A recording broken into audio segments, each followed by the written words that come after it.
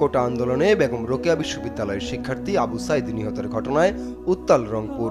পুলিশের গুলিতে বুক পেতে দিয়ে নিহত হওয়ার স্থান পার্ক মোড়ের নাম পরিবর্তন করে দিয়েছে আন্দোলনকারীরা। বুধবার দুপুরে পার্ক মোড়কে শহীদ আবু সাইদ চত্বর হিসেবে নামকরণ করে সাইনবোর্ড ঝুলিয়ে দেওয়া হয়। এদিন দুপুর থেকে রংপুর শহরের পার্ক মোড়কে শহীদ আবু সাইদ চত্বর হিসেবে দেখাচ্ছে গুগল ম্যাপও।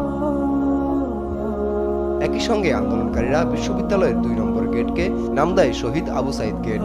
এখানেও ঝোলানো হয় সাইনবোর্ড। আমার ভাই শহীদ হওয়ার যে স্থানটি সেটিকে আমরা শহীদ আবু সাইদ গেট হিসেবে আখ্যায়িত করেছি। আগামীকালকের সমাবেশ থেকে আমরা সেটির মোড়ক উন্মোচন করতেছি এবং নরপশুদের হাতে গুলি খেয়ে আবু সাইদ পার্কের মোড়ে গিয়ে চলে যায়, সে দেহ ত্যাগ করে।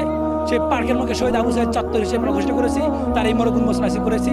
এর আগে মঙ্গলবার বিকেলে কোটা আন্দোলনে সংঘর্ষ চলাকালে গুলিতে নিহত হয় বেগম রোকেয়া বিশ্ববিদ্যালয়ের ইংরেজি বিভাগের শিক্ষার্থী আবু সাইদ।